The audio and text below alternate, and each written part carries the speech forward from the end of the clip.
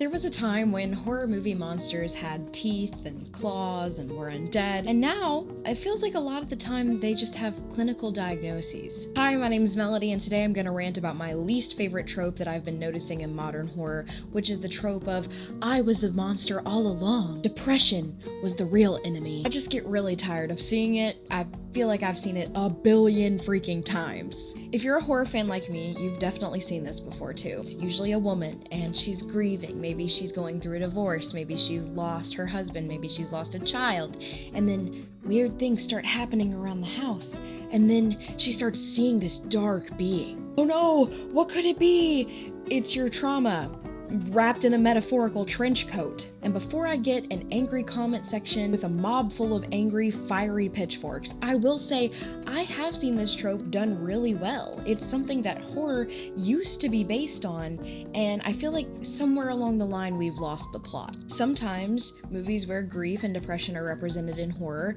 are brilliant, and other times it feels like a therapy session with a jump scare. So I'm going to be giving my opinion on when the depression in horror trope works and when it's just emotional bait.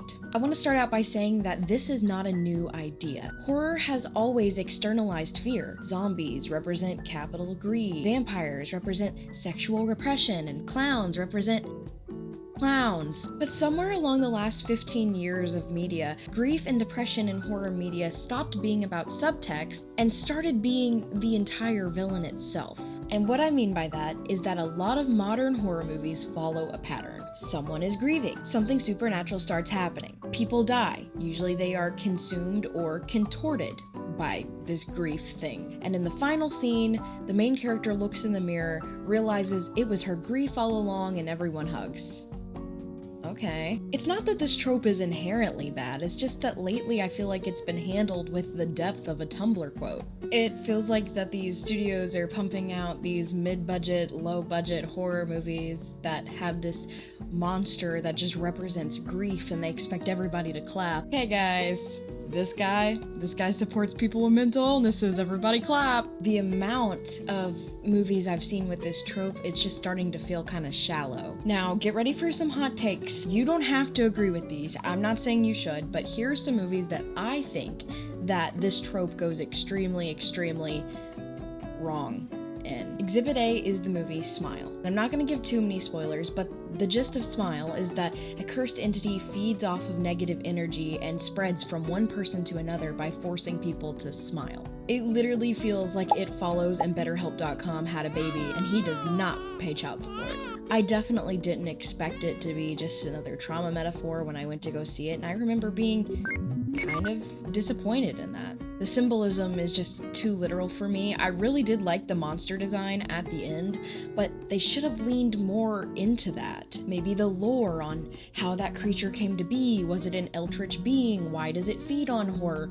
We don't know. The scary thing is that if you see someone themselves and then you start smiling, it's too late. That's it, that's the scare. Exhibit B is the one that I fully expect to get hate for.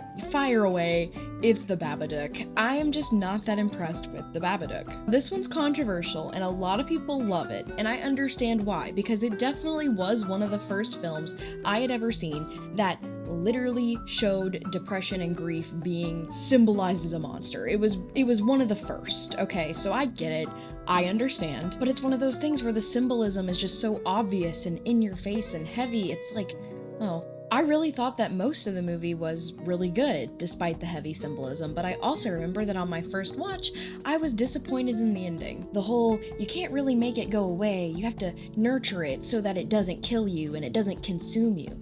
It just feels unresolved. By the time she's locking in the basement, it just kind of feels like, so that's it? She just keeps it? And yes, I fully recognize that you do have to take care and coddle your depression for it to get better. You have to nurse it. You have to make yourself go outside. Sometimes you have to make yourself eat. You have to make yourself sleep. You have to make yourself shower. I understand. I know that having depression is hard. That's not what I'm saying. In this movie, she's going to be permanently immortalized as the woman that has a monster in her basement. Is that the look that we want for people who have depression. Maybe I'm being an annoying woke Gen Zer here, but the main character is literally situationally tied down to the monster in her basement that she has to feed or it gets worse. And yes, that might be a long, hard part of the recovery process for someone with depression, but it shouldn't have to be their ending. People with depression shouldn't have to feel like they are chained to a monster for the rest of their life. Maybe to better show that in the movie, the monster could have got smaller and weaker over time as she took care of it. Kind of like, oh, you know, you'd think if you're taking care of it, it's going to get bigger. If you're feeding into it, it's going to get bigger. But actually, the nicer you are to it, the weaker it gets. And I get that's what they were trying to show, but like maybe we could have showed it shriveling up and kind of going away. I know depression doesn't ever go away, but it can be controllable. There are people who have depressive disorders who don't live shackled to a monster in their basement. I think that just kind of demonizes people with depression. And again, this is not to offend anyone. I'm sure that someone really resonates with that message, and that's totally valid. But I just see this trope over and over again, and it's starting to get a little bit exhausting. It also retconned every single scare that I had in the film, because I went from being terrified of the Babadook to feeling bad for it. It just kind of made me sad. It didn't make me scared anymore. And, you know, when I go to a horror movie, I don't go to be sad. And then the worst example that I've ever seen is the Boogeyman from 2023, Exhibit C. When I saw the ads for this movie, especially because Stephen King was involved, I thought I was in for a treat.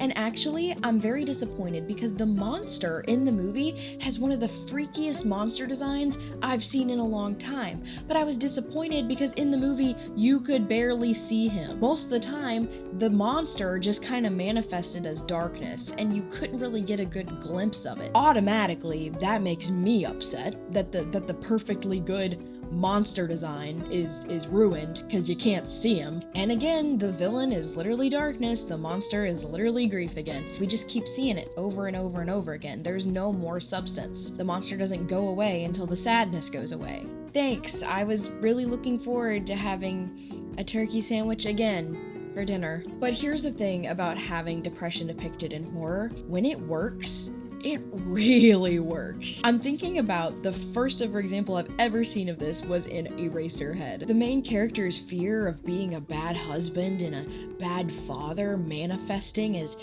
a baby that he cannot take care of, and crazy in-laws, and it feels like everyone around him is spiraling into madness and he's trying to grasp on, and you see these abstract concepts and he's having these nightmares.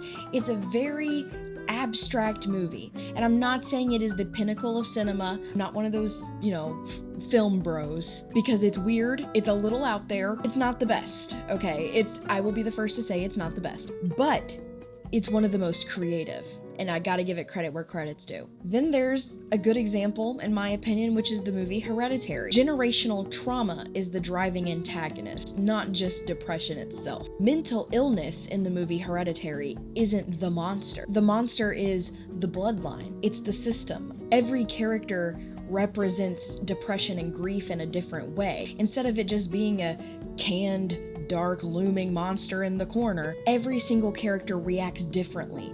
Every single character is dynamic when they are expressing their mental illnesses and their depression and their grief after they lost a family member. And that would make sense because just like in real life with real people, every single person experiences depression and grief differently. The point of the movie isn't just grief bad. It's what if grief is generational? What if it's cosmic? What if it's orchestrated by naked cultists in your attic?